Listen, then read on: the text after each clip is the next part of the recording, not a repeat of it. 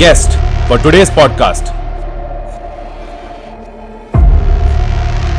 His record, perfect.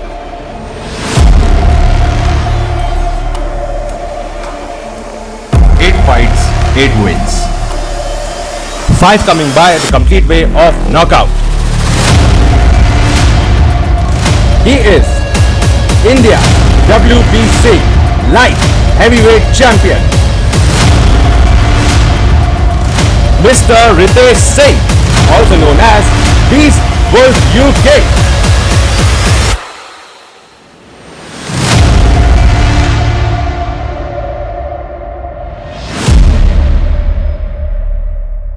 This episode is brought to you by TrillFi. TrillFi lets you trade global stocks, crypto, commodities, and indices all from one platform while using your crypto like Bitcoin, Ethereum, Solana, and stablecoins directly from your wallet. Best of all, it's completely self-custodial and decentralized, so you stay in control of your assets. Visit trillfi.com to learn more. Welcome to the podcast, brother. How are you doing today? I'm doing good and thanks for this moment and I'm really enjoying. Alright so जो viewers आपको पहली बार देख रहे हैं उनके लिए थोड़ा आपकी अर्ली लाइफ में चलते हैं और उस बारे में बात करते हैं कि आपकी बचपन में लाइफ कहाँ रही, आप कहाँ पैदा हुए और आपकी चाइल्डहुड डेज कैसे थे. सो बेसिकली मेरा नाम रितेश सिंह बिस्ट है और लोग मेरे को इस नाम से बहुत कम जानते हैं. ज़्यादातर मेरे को बीस्ट वुल्फ यूके के नाम से जानते हैं बिकॉज मैंने वो नाम बिल्डअप करा है.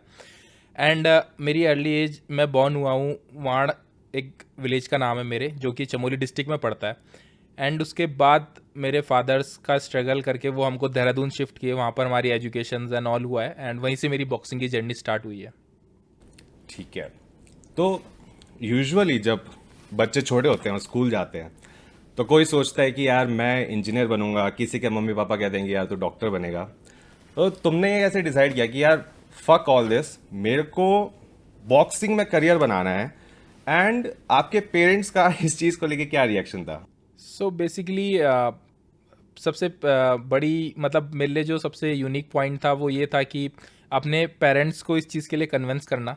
एंड बॉक्सिंग मतलब जिस बैकग्राउंड से मैं आता हूँ वहाँ पर ज़्यादातर होटल मैनेजमेंट और आर्मी है एंड या तो फिर गवर्नमेंट सेक्टर है. अगर आप जैसे 17.5 के हो तो देन आपको सीधा आर्मी की तरफ पुश कर दिया जाता है, और या फिर अगर आर्मी में नहीं हुआ देन होटल मैनेजमेंट और साथ के साथ गवर्नमेंट सेक्टर का पेपर. मैंने भी उस चीज़ के लिए ट्राई किया, ऐसा नहीं है कि मैंने नहीं ट्राई किया, बट मेरे को हर बार ऐसा लगा कि हाँ ऊपर वाला एक तरीके से मेरे को पुश आउट कर रहा है कि तू भाई इधर नहीं, तू किसी और चीज़ के लिए बना है. एंड मेरे फादर ने मेरे को बॉक्सिंग से इंट्रोड्यूस कराया था.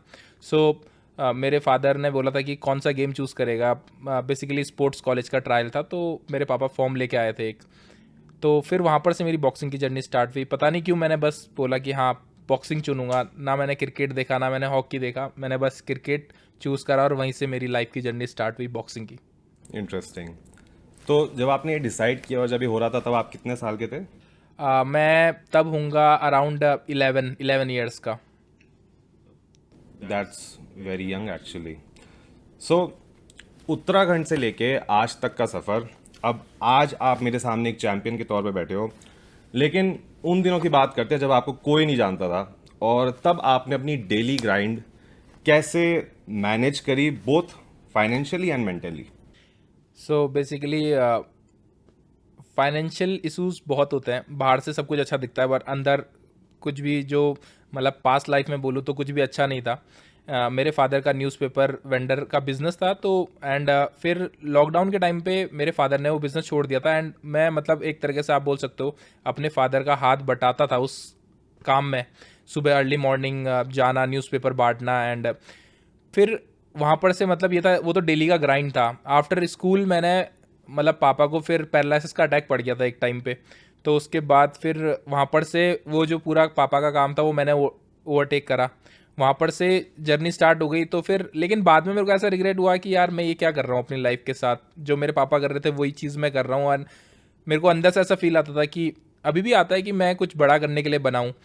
देन वहाँ पर से मैंने अपने पापा का बिज़नेस ड्रॉप आउट किया और मेरे पापा ने मेरे को बोला भी यार कि तू क्या करेगा इसके अलावा. तो मैंने उनको बोला, मैंने कहा मेरे को 2-3 साल दो, मैंने कहा मैं आपको प्रूफ कर दूंगा. एंड उसी के साथ साथ मैंने जोमेटो भी करा है, स्विगी भी करा, और मैं ऊबर में रैपिडो राइड भी करता था, मतलब अपने होम टाउन में, देहरादून की बात है। सो ये सब स्ट्रगल रहे हैं, स्ट्रगल बहुत है और अभी भी है, ख़त्म नहीं हुए, चल रहे हैं। ठीक है। तो अब ना फिर बात करते हैं आपके मेंटरशिप की। तो जैसे हम हाई लेवल एथलीट्स की बात करते हैं, फॉर एग्जांपल खबीब ले लेते हैं, तो उनको उनके फादर ने सब कुछ सिखाया। माइक टायसन की बात करते हैं तो लोग कहते हैं कि कस डमाटो ने उनको पीकाबू सिखाया। तो आपकी लाइफ में वो मेंटर फिगर कौन रहे हैं जिन्होंने आपको सब कुछ सिखाया? मतलब ऐसा तो नहीं बोलूँगा कि कोई ऐसा मेंटोर मेरी लाइफ में आया जिसने मेरा हाथ पकड़ के मुझे सब कुछ सिखाया हो। मैंने एमेच्योर से स्टार्ट करा था, तो एमेच्योर में बहुत सारे अलग अलग कोचेस थे, और सही बताऊँ तो इंडिया में इतना रोड मैप बिल्कुल भी सही नहीं है। आज कोई तुमको बता रहा है तो ज़रूरी नहीं है कि वो हमेशा तुम्हारे साथ रहेगा। एंड मतलब बहुत सारे कोचेस ने मेरे को सिखाया है, बट हाँ, एक पर्सन है जो मतलब इंडियन एथलीट प्रोफेशनल, मतलब प्रोफेशनल तो नहीं बट एमेच्योर में उन्होंने एशियन चैम्पियनशिप, कॉमनवेल्थ चैम्पियनशिप, बहुत सारे मेडल भी दिए हैं। उनका नाम कविंदर बिस्ट है। तो उनका मेरी लाइफ में बहुत बड़ा इम्पैक्ट है, वो मेरे बड़े ब्रदर की तरह हैं। तो उन्होंने मेरे को प्रोफेशनल बॉक्सिंग से इंट्रोड्यूस कराया था, और उन्होंने बोला था, रितेश तू इसके लिए बना है और इसमें जा। ऑसम। तो आपका फेवरेट बॉक्सर कौन है जिन्होंने आपकी जर्नी को इंस्पायर किया? सो एमेच्योर बॉक्सिंग जब मैं खेलता था तो मैं इतना नहीं देखता था कि कौन बॉक्सर है क्या है, जस्ट खेलता था कि हाँ भाई मेडल पड़ जाए और कहीं ना कहीं सिलेक्शन हो जाए। बट मेरी लाइफ चेंज हुई जहाँ पर से मेरे को प्रोफेशनल बॉक्सिंग में मेरी एंट्री हुई बेसिकली। वहाँ पर से मैं माइक टायसन को जाना, मोहम्मद अली को जाना, और जिसको मैं मानता हूँ वो है फ्लोइड मैवेदर, बिकॉज उसको बोलते हैं मनी मैन। और वहाँ पर से मैं सीखा कि भाई बॉक्सिंग, प्रोफेशनल बॉक्सिंग में भी करियर बनाया जा सकता है, और कुछ ये ऐसे सेक्टर्स हैं जिसमें आप मिलियनर बन सकते हो, और उसमें से एक स्पोर्ट्स भी आता है। तो वहाँ पर से मैं थोड़ा इंस्पायर हुआ, और तब मेरी प्रोफेशनल बॉक्सिंग की जर्नी स्टार्ट हुई। नाइस। सो मैंने देखा है कि आप सऊदी ट्रैवल किए हो, आप हांगकांग भी गए हो हमारी कंट्री को रिप्रेजेंट करने। तो जब आप ऐसे ग्लोबल स्टेजेस पे जाके कंट्री को रिप्रेजेंट करते हो, तो क्या आप अकेले ट्रैवल करते हो या आपके साथ कोई टीम रहती है जो आपको गाइड करती है या मेंटर करती है इन लाइक ग्लोबल स्टेजेस पर? सो बेसिकली अभी तो मैं ग्रास रूट प्रमोशंस के साथ हूँ, जो मेरी फाइट्स मैनेजेस करती हैं, जो मेरे लिए फाइट्स लेके आती हैं, एंड जो मेरा रिकॉर्ड बिल्डअप करती हैं कि और कैसे होगा आगे, कहाँ पर फाइट करेगा, कहाँ पर नहीं फाइट करेगा। एंड जब भी इंटरनेशनल स्टेज पे जाता हूँ तो भाई मेरे लिए सबसे बड़ी चीज़ है कि जब भी आप कभी इंटरनेशनल स्टेज पे कोई भी एथलीट रिप्रेजेंट करता है तो वो अकेला नहीं करता, वो उसके पीछे इंडिया को रिप्रेजेंट कर रहा होता है। एंड जब मैं सऊदी में गया था तो दे डोंट नो कि रितेश सिंह बिस्ट उत्तराखंड से आता है या हरियाणा से आता है। उनको ये पता है कि भाई ये बंदा इंडिया से आता है, तो वो बोलते ही हैं रितेश सिंह बिस्ट रिप्रेजेंटिंग इंडिया। तो आप वहाँ पर इंडिविजुअली अपने आप को रिप्रेजेंट नहीं कर रहे हो, आप इंडिया को रिप्रेजेंट कर रहे हो। तो ये बहुत मैटर करता है कि आप कैसा खेल रहे हो, आप अपनी परफॉर्मेंस कैसी दे रहे हो, आप डोमिनेट कर रहे हो या नहीं कर रहे हो, या फिर जो भी चीज़ हो रही है रिंग के अंदर या फिर किसी भी प्लेटफॉर्म पे। तो ये है कि India always in background. Awesome sir. तो अब प्रोफेशनल फाइटिंग के बारे में बात करते हैं, लेकिन उससे पहले मैं जानना चाहूँगा कि आपने एमेच्योर बॉक्सिंग को कितना टाइम दिया before turning pro? So basically बहुत लोगों को लगता है कि 1 साल 2 साल बॉक्सिंग खेल के अब हम प्रोफेशनल खेल सकते हैं। नहीं, जो ऐसा सोच रहा है वो जिस दिन रिंग में आएगा प्रोफेशनल के, वो 101% नॉकआउट होगा, और ऐसा कोई हल्की इंजरी नहीं होगी, बहुत भारी इंजरी होगी। एमेच्योर बहुत इंपॉर्टेंट है। अगर आप एमेच्योर नहीं खेल रहे हो तो आपका बेस सेट नहीं होगा, आपको बेस सेट करना बहुत ज़रूरी है। डिपेंड करता है, आपकी टीम अच्छी है then you can turn pro, but अगर आपके पास टीम नहीं है तो आपको एमेच्योर खेलना पड़ेगा, फाइट्स के एक्सपीरियंसेस लेने पड़ेंगे। आप जितने भी, बहुत ही रेयरली ऐसा प्रो फाइटर्स होंगे जो जिन्होंने इमिडिएटली प्रो टर्न करा है, वरना बहुत सारे ओलंपिक और कॉमनवेल्थ या फिर नेशनल्स खेल के ही टर्न करते हैं, जिनको 10 साल 12 साल और मोर देन 20 ईयर्स का एक्सपीरियंस होता है मैच्योर बॉक्सिंग में, देन उसके बाद वो प्रोफेशनल टर्न करते हैं। अच्छा, तो फिर आप जब प्रो टर्न हुए, तो जब आप अपनी पहली प्रो फाइट खेल रहे थे, उसमें रिंग में जाने से पहले आपको क्या फील हो रहा था? Like how was that experience? So basically experience बहुत अच्छा था। मैंने अपना फर्स्ट फाइट तमिलनाडु में दिया था, एंड लाइक जब भी मैं रिंग में जाता हूँ तो रिंग में जाने से पहले मैं अपने एंसेस्टर्स हो गया, अपने गॉड हो गया, उन सबको याद करता हूँ। और बिकॉज मेरे को ऐसा लगता है यूनिवर्सल कहीं ना कहीं वो मुझे पावर देते हैं रिंग के अंदर खेलने के लिए, वो स्ट्रेंथ मेरे पास आती है।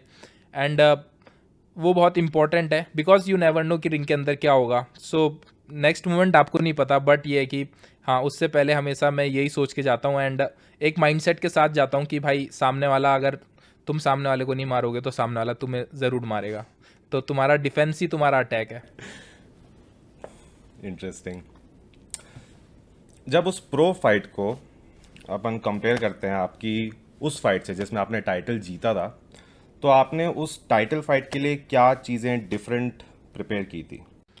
सो बेसिकली टाइटल फाइट पे मेरे पास आप बोल सकते हो मैनेजमेंट था जो मेरे को गाइड करता था कि रितेश ऐसा करना है, ये करना है और ट्रेनिंग ऐसे होती है। एक कोच है जो मेरे को बताता है कि हाँ रितेश, ट्रेनिंग में हम मतलब बेसिकली पूरी ट्रेनिंग प्लान होती है, और उस इंडियन टाइटल फाइट के लिए मैंने वो ट्रेनिंग प्लान करी थी। वेट कट से लेके पावर से लेके स्ट्रेंथिंग से लेके कंडीशनिंग से लेके एवरीथिंग। एंड वही उस फाइट को इम्पोर्टेंट बनाती है। और अब आप टाइटल जीत चुके हो, तो अब आप जब रिंग में एंटर करते हो तो आपको कैसा फील होता है? फील तो ऑलवेज फील लाइक, अगर किसी को ऐसा लगता है कि भाई कोई बिना डरे रिंग में एंटर हो रहा है तो भाई वो झूठ बोल रहा है मेरे हिसाब से तो। बिकॉज हर फाइटर को नर्वसनेस होती है, चाहे उसकी कितनी भी बड़ी या कितनी भी छोटी फाइट क्यों ना हो, बट एक वो जो लिटिल बिट नर्वसनेस रहती है कि क्या होगा, वो हर फाइटर के अंदर होती है, वो मेरे अंदर भी होती है। रिंग के अंदर एंटर होने के बाद वो सब गायब हो जाती है, बट रिंग से पहले वो नर्वसनेस होती ही होती है। तो बाकी माइंडसेट होता है आपका, कितना स्ट्रॉन्ग माइंडसेट है। एंड ये डिपेंड करता है कुछ। तो जब आप फाइट करते हो और आपके फ्रेंड्स, रिलेटिव या आपके पेरेंट्स फाइट देखने आते हैं तो आपको कैसा लगता है? एंड बाय द वे, क्या आपके पेरेंट्स कभी आपकी फाइट देखने आते हैं? सो बेसिकली अभी तक मेरे पेरेंट्स ने मेरी लाइव फाइट नहीं देखी है कि मतलब मैं रिंग के अंदर खेल रहा हूँ एंड वो रिंग के साइड में हूँ, ऐसा नहीं हुआ है अभी तक। उन्होंने ऑनलाइन देखी है, उन्होंने मेरे को जब मैं सऊदी में खेल रहा था तब देखा था, उन्होंने मेरे को जब मेरा इंडिया टाइटल हुआ था तब देखा था। बाकी लाइक मेरा जो उनको फाइट दिखाने का ड्रीम है वो है कि इंडिया से बाहर उनको मैं अपनी एक हाई लेवल की फ़ाइट दिखाऊं जहाँ पर क्राउड ऑसम हो, जहाँ पर लोग जानते हो कि हाँ भाई रितेश सिंह बिष्ट आज रिंग के अंदर कुछ करेगा। वहाँ पर मैं चाहता हूँ कि वो लोग मेरी फाइट देखें एंड तब उनको पता चले कि हाँ भाई रितेश ने भी प्रोफेशनल बॉक्सिंग के अंदर करियर बनाया है। ऑसम। जब आप लास्ट टाइम फाइट जीते थे तब नीरज गोयात आपकी फाइट देखने आए थे। इनफैक्ट वो आपकी एंट्री से काफ़ी ज़्यादा इम्प्रेस थे, उन्होंने आपके कस्टमाइज शूज़ को भी बहुत अप्रिशिएट किया था। वो मोमेंट आपके लिए कैसा था, उसके बारे में थोड़ा जानना चाहेंगे। सो नीरज गोयत भाई मतलब अभी तक दोनों फाइटों में इंडिया टाइटल में भी आए थे, और उसके बाद जो रिसेंट मेरा बैंगलोर में फ़ाइट हुआ था सनबर्न यूनियन में, उसमें भी आए थे। मूवमेंट तो मेरे लिए स्पेशल था because he is also very good boxer, जिन्होंने प्रोफेशनल बॉक्सिंग की मतलब आप बोल सकते हो इंडिया में एक अलग लेवल पे नाम दिया है। इंडिया के अंदर खासकर लोग चाहे कितना भी बुली करें या कितने भी हेट कमेंट्स करें, बट एक बॉक्सर को, एक एथलीट को पता है कि हाँ भाई उस बंदे ने इंडिया की प्रोफेशनल बॉक्सिंग को किस स्टेज पे परफॉर्म करा है। अभी तक इंडिया का कोई ऐसा एथलीट नहीं होगा जिसने माइक टायसन के अंडर कार्ड में कंपटीशन करा होगा, but he is the only one. And काफ़ी अच्छे रिलेशंस है मेरे नीरज भाई के साथ, तो वो बातचीत होते रहती है। तो अब आपके ट्रेनिंग और फाइटिंग के बारे में बात करते हैं। तो पहले तो मैं जानना चाहूँगा कि आपने किन किन जगहों पे ट्रेन किया है? Like in India. एनीवेयर। सो अभी तक तो मेरा जो एमेच्योर बैकग्राउंड स्टार्ट हुआ है वो देहरादून से स्टार्ट हुआ है। तो आप बोल सकते हो देहरादून में ट्रेनिंग करा है, दिल्ली में ट्रेनिंग करा है, नोएडा में ट्रेनिंग करा है, और मोस्टली बैंगलोर में जब मैं प्रोफेशनल बॉक्सिंग में आया तो बैंगलोर मेजर हो गया क्योंकि पूरी टीम इधर ही रहती है, तो इन्हीं के साथ ट्रेनिंग करा है। बाकी अगर कोई भी कैंप्स होता है तो उसके हिसाब से हम कहीं भी ट्रेनिंग कर सकते हैं। बाकी मेरा बेस्ट एक्सपीरियंस था जब मैं माइक टायसन के क्लब गया था सऊदी अरेबिया, वहाँ पर भी मैंने वो 1 आवर का ट्रेनिंग सेशन लिया था, but that was also good. Interesting. तो बैंगलोर में जब आप ट्रेनिंग करते हो तो ये आपके बाकी जगहों से, स्पेशली आपके होम टाउन से, आपको यहाँ पे ट्रेन करने में क्या डिफरेंट फील होता है? डिफरेंस ये है कि सराउंडिंग का डिफरेंस है। बॉक्सिंग आप इंडिविजुअली नहीं कर सकते हो, आप बेसिक इंडिविजुअली कर सकते हो, बट एक पार्टनर आपको मैंडेटरी चाहिए जिसके साथ आप स्पारिंग कर सको। एक नहीं जबकि मल्टीपल पार्टनर्स चाहिए जिसके साथ आप स्पारिंग कर सको, जिसके पैड वर्क कर सको, जो आपको ड्रिल्स करा सके। सो यही है, तो सराउंडिंग मैटर करता है। अगर वही चीज़ सेम चीज़ सराउंडिंग मेरे को मेरे घर पे मिले, मेरे को मेरे गांव पे मिले, देन वहाँ पर और भी अच्छा हो सकता है। तो बैंगलोर में सराउंडिंग अच्छा है, पार्टनर्स अच्छे हैं, तो ये है कि उनके साथ ज़्यादा जम जाता है। ऑसम। तो अब मैं ये जानना चाहूँगा कि एक WBC चैम्पियन का डे दिखता कैसा है? Like you wake up and you go for a run for cardio, और you just go straight up for sparring with your partner, या फिर you go lift weights for strength training? Like I want to know how does it look like. So basically हर किसी की अपनी अपनी mentality होती है। कोई सुबह 4 बजे उठ के रनिंग करना चला जाता है। मेरा मानना वैसा नहीं है, मेरा बहुत अलग है, मेरा कॉन्सेप्ट ही अलग है। सो बेसिकली जब मेरी फाइट्स होती है, कोई मेरे को पता है कि हाँ मेरा फाइट के लिए 1 मंथ बचा है, देन ट्रेनिंग शेड्यूल चेंज हो जाता है। बट हाँ, जब मैं रेस्ट टाइम पे हूँ तब मोस्टली 2 टाइम्स ट्रेनिंग करूँगा, मॉर्निंग और इवनिंग, और कभी कभी 1 टाइम करता हूँ। But when fight speaks high तो फिर 3 टाइम ट्रेनिंग हो जाती है। सुबह मैं अर्ली मॉर्निंग 6 बजे उठ जाता हूँ। 6 बजे उठ के वही 8-10 किलोमीटर रन किया, थोड़ा शैडो बॉक्सिंग किया, उसके बाद ब्रेकफास्ट करने के बाद फिर स्ट्रेंथ ट्रेनिंग इंपॉर्टेंट है, ताकि रिंग में आप कंटिन्यू एक मसल्स को वर्क करा सको। उसके बाद जैसी वो वाली ट्रेनिंग फिनिश हो जाती है, घर पे आके थोड़ा लंच करके देन शाम को स्पायरिंग हो गया या पार्टनर ड्रिल हो गया, मिसिंग का, हेड मूवमेंट्स, ये सब ड्रिल। उसके बाद फिर वही नाइट सो जाओ। ये बहुत सही है। तो जब आप फाइट मंथ में होते हो या आप वेट कट कर रहे हो, तो तब क्या आपके ट्रेनिंग रेजीम में कुछ चेंज होता है? ट्रेनिंग में चेंज होता है, लाइक फूड में ही चेंज होता है, आपकी डाइट में चेंज हो जाता है। डाइट में कार्ब्स लोडिंग कम हो जाता है, थोड़ा फाइबर हाई हो जाता है, वही प्रोटीन, ताकि आपको वीकनेस ना आए एंड आपका वेट कट ईजिली हो जाए। बाकी इतना कोई इशू आता नहीं है। मैंने आपके फाइट के वीडियोस देखे हैं, आप सॉलिड पेस मेंटेन करते हो, आपका डिफेंस भी बहुत स्मूथ है, और आप पंचेज में ऐसी पावर जनरेट करते हो कि आपका ओपोनेंट 4 या 5 राउंड के बाद कीप अप नहीं कर पाता। सो ऐसी डोमिनेंट परफॉर्मेंस देने के लिए रिंग में आप क्या चीज़ें कंट्रीब्यूट करते हो? आप लाइक मेरा तो सबसे बड़ी जो चीज़ है वो माइंड सेट है। मैं अपने माइंड सेट को वैसा ट्रेन करता हूँ हर फाइट के लिए। मेरे लिए अगर मैं रिंग में एंट्री हो गया हूँ तो फिर मेरे लिए अगर छोटी फाइट भी है तो मेरे लिए वो छोटी फाइट नहीं है, बिकॉज सामने वाला भी कुछ माइंड सेट से ही रिंग में आया है। तो मैं अपने माइंड सेट को हमेशा स्ट्रांग रखता हूँ, एंड वो जो डोमिनेंस आती है वो प्रैक्टिस वो मैंने उतनी करी है उस चीज़ के लिए, उस फाइट के लिए मैंने उतना वर्कआउट करा है। सो वो डोमिनेंस अंदर से ही आ जाता है। एंड जो बात करें हेड मूवमेंट की, अभी भी उतनी शार्प नहीं है, बट हाँ धीरे धीरे करके जैसे मैं ट्रेनिंग कर रहा हूँ वो और शार्प हो जाएंगी। ये है कि वो एक मसल मेमोरी बन चुकी है अब कि हाँ पता है कि मेरे को लेफ्ट के बाद राइट हुक आएगा या लेफ्ट हुक आएगा, तो मसल मेमोरी बन चुका है कि वो मिसिंग अपना आप हो जाता है। बाकी डोमिनेंस मैं माइंड सेट से ही जाता हूँ कि भाई फाइट ज़्यादा लंबी नहीं चलेगी, कि अगर मैंने सोचा है कि 6 राउंड में फिनिश करना है तो फाइट फिर 4 राउंड में फिनिश होगी। I don't want to jinx it, but I think you are being humble because you remind me of my favorite anime, Ippo. Like your head movement, I believe is smooth, but yes, if you believe it can improve, obviously it can. तो अब बात करते हैं आपके चिन की, ठीक है? आपको मैंने देखा इंस्टाग्राम पे वीडियो डालते हो, काफ़ी क्रेजी चैलेंजेस कि भाई 1 मिनट में मेरे को कोई 10 पंचेज अगर हिट कर देगा तो I give some amount of money. मैंने देखा नहीं है यूजुअली वीडियोस में कि आपके चिन तक कोई पहुंच पाता है, लेकिन अगर पहुंच भी जाए तो मैं देखा कि you don't buzz at all. So do you condition your face और is it like god gifted?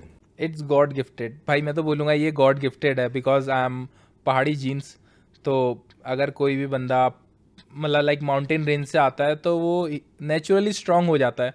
जो मेरी बोन्स है, मतलब अगर मेरी बोन्स बहुत हैवी हैं तो मैं ये नहीं बोलूँगा कि मैंने इसको ट्रेन करा है, अगर ट्रेन करूँगा तो और हार्ड हो जाएगा। But chin is very weak, chin बहुत वीक है। किसी भी कॉम्बैट स्पोर्ट में ले लो आप, चाहे वो बॉक्सिंग हो या MMA हो, अगर हल्का सा चिन पे लगता है तो ईजिली बंदा नॉकडाउन हो जाता है।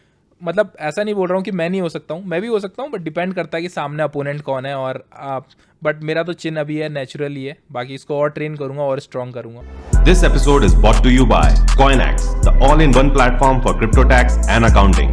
CoinX automatically calculates taxes, manages accounting, and helps secure compliance with your country's tax rule. With 800 plus integrations and availability across 100 plus countries, it simplifies crypto tax reporting from start to finish. Check the referral link in the description below and use the code WIJAY25 on the payment page for flat 25% discount.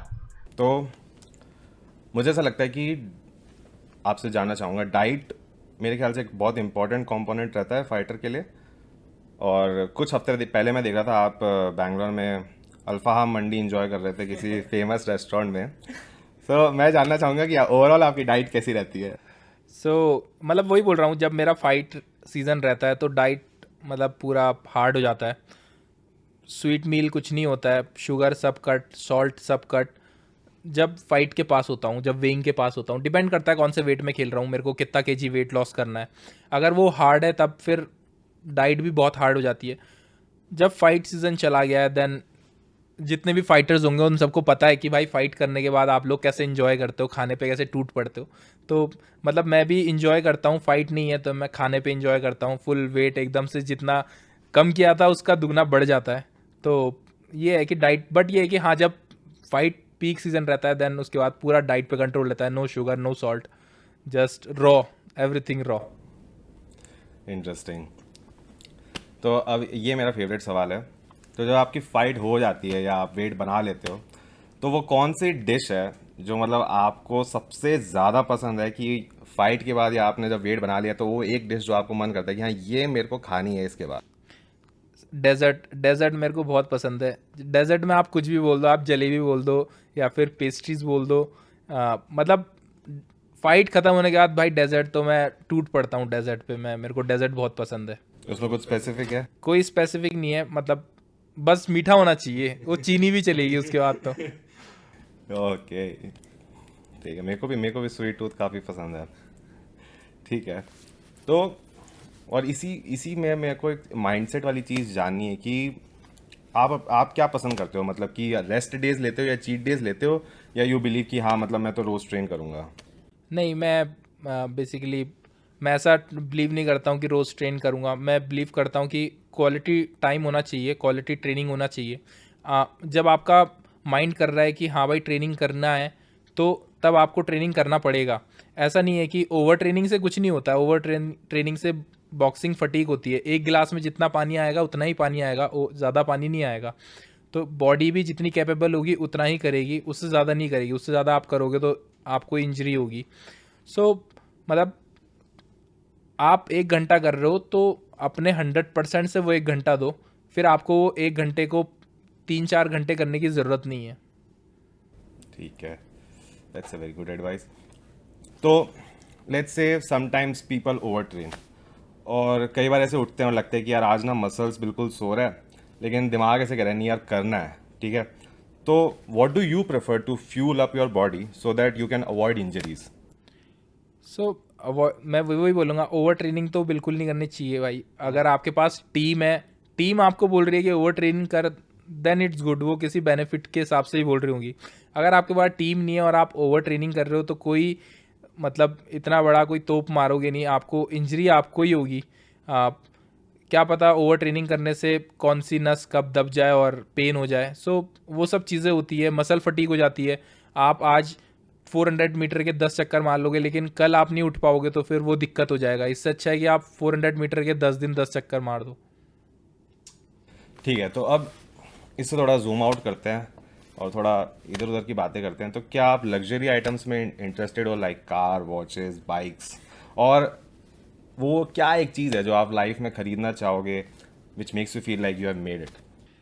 भाई luxury items का मुझे बहुत ज़्यादा शौक है। मतलब आप जब भी मेरे फेस ऑफ देखोगे, प्रेस कॉन्फ्रेंस देखोगे तो आई वेयर इट, मैं पहनता हूँ वो चीज़ें। भले वो चीज़ें आज अनरियल है बट एक दिन वो ज़रूर रियल होंगी, वो मुझे 100% श्योर हूँ मैं उस चीज़ के लिए।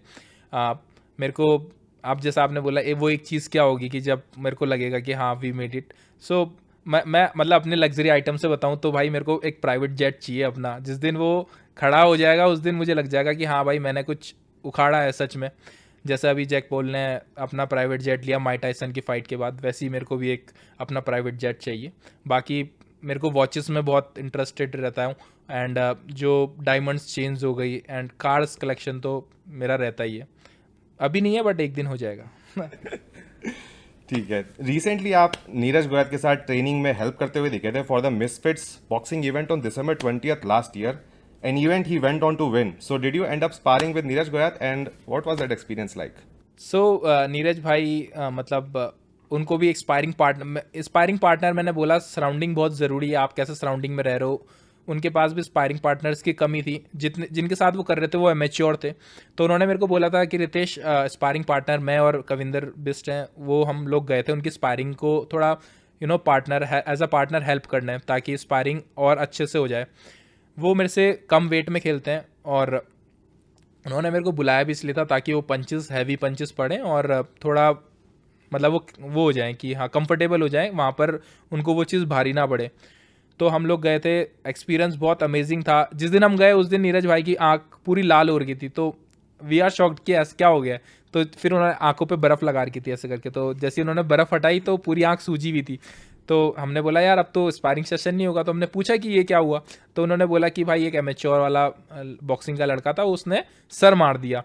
तो यही है कि भाई अगर आप प्रोफेशनल्स के साथ नहीं करोगे, आप एमेच्योर्स के साथ करोगे, तो वो कुछ ऐसी उटपटांग हरकतें कर देंगे जिससे फाइट, अब ये है कि अगर वो चीज़ थोड़ा हैवी होता तो वो फाइट नहीं कर पाते। बट फिर हम लोग गए, हमने 3-4 दिन बैक टू बैक स्पायरिंग करी, एवरीडे स्पायरिंग करते थे, उन्हीं के फार्म हाउस पे थे हम।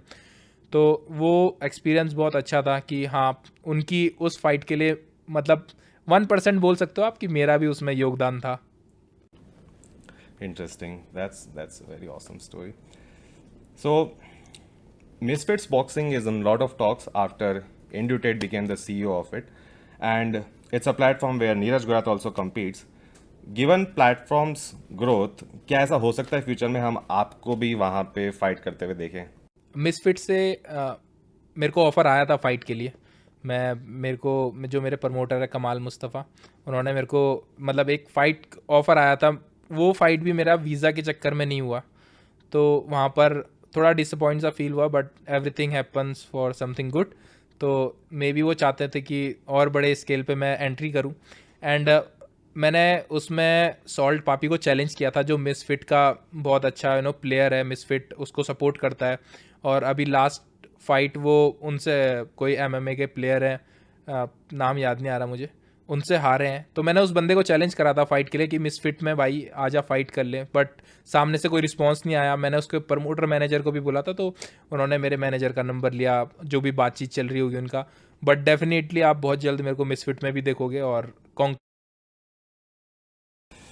तो एक चीज़ मैं जानना चाहूँगा कि आपके boxing fights already lined up है, आप चाहो तो वेट क्लासेस अप और डाउन में भी compete कर सकते हो या WBC ग्लोबल रैंकिंग्स के लिए भी जा सकते हो।